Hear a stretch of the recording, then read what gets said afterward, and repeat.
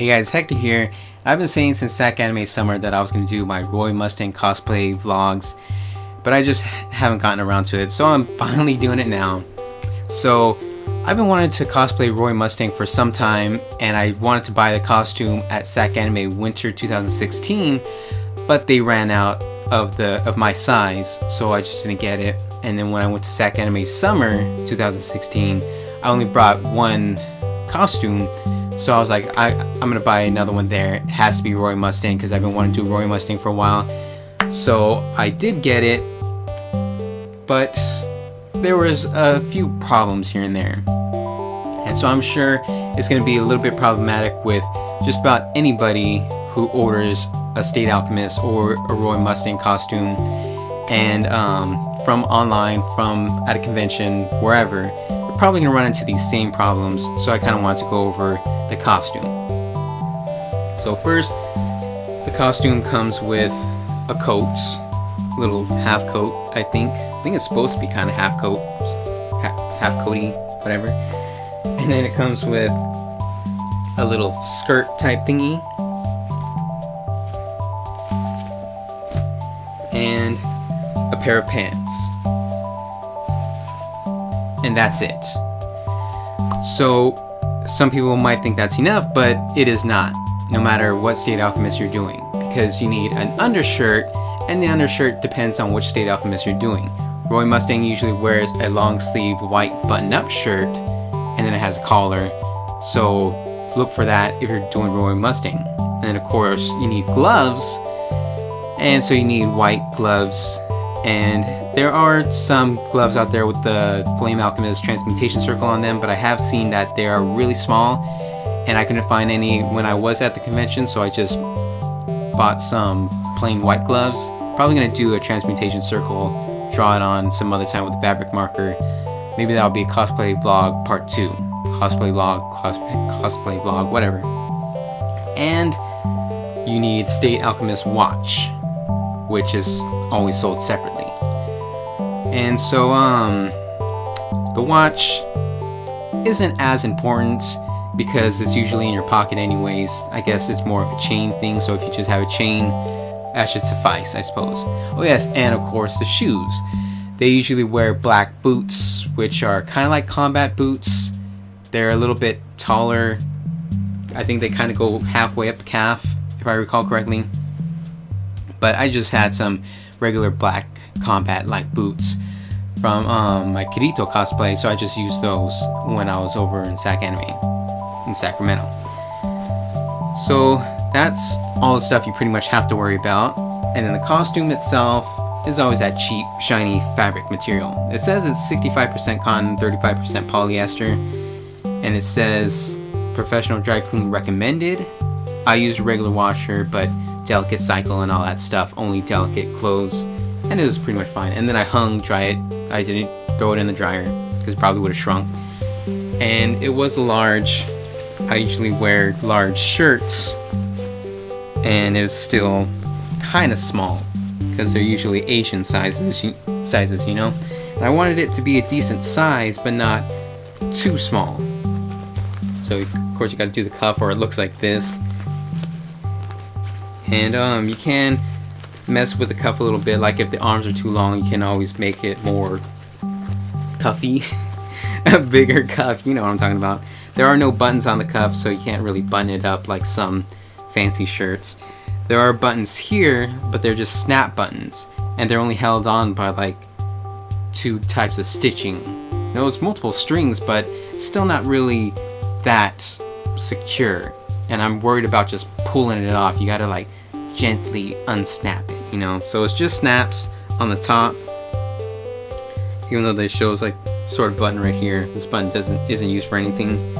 And this kind of a cheap braid, whatever, it's fine. The skirt actually does have a button and a hole, and so you do use the hole and the button, and then do like regular button. Don't need to explain it any further. The pants have a zipper and a button and a hole, but the hole was too small for my button. Like, I couldn't get it through. and so I have to like cut it further a little bit and jam the button through, I guess, to make it work. And if any of you guys remember, in my SacAnime vlog, I already split the middle of my pants because these are so cheap, and I was stretching a little bit and then so yeah, I gotta stitch those back together, I guess. And so, as I said, gloves, probably do that a different time. But the watch, there's probably a ton of different watches out there, and I haven't seen one just yet that is just like the series, whether it be the anime or the manga. And of course there are 2 animes, and Brotherhood anime was more towards the manga for the whole story and including for the watch. So the watch, actually, if you're gonna be Edward Elric, there's always the don't forget and then the date. That's for Edward Elric. If you're, you know, some other state alchemist, it doesn't really matter what's inside because you just need the outside watch, because all state alchemists have this watch. But if you're doing Edward Elric and you like want to be super exact with details, the Full Metal Alchemist, the first anime, the date is 3 October 10. Brotherhood and the manga is 3 October 11, or OCT Oct, and then 11. For some reason, on this watch, they put don't forget 3 Oct 11, and then 11 even smaller.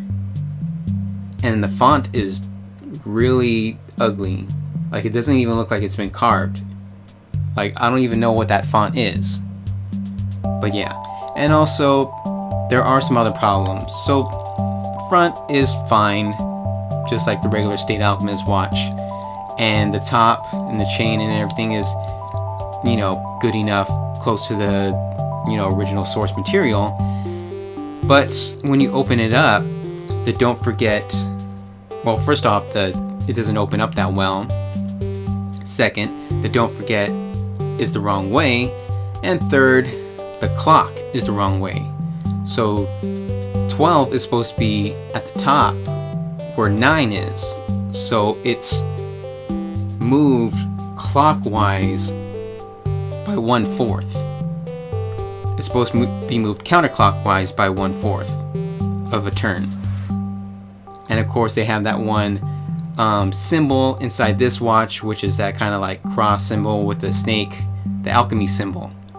And I think it's like some kind of doctor symbol that some people have been using for a century or so. Anyways, that symbol is not in the State Alchemy watches in the show or in the manga or anything like that. There's just the numbers, the Roman numerals, and then a smaller second hand in the, not in the actual middle like this watch, but on the bottom of the watch. There's supposed to be like a second hand.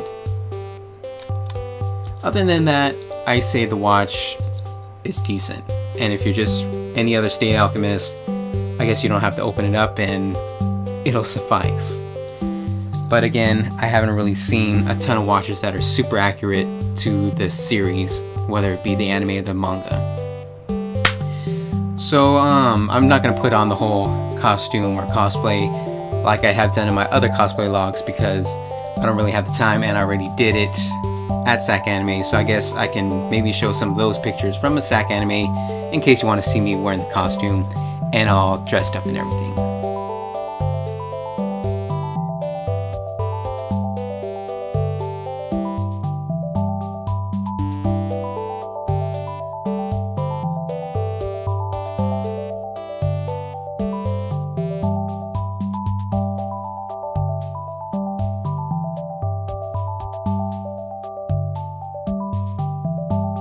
So that's about it for my Roy Mustang cosplay log, at least part 1.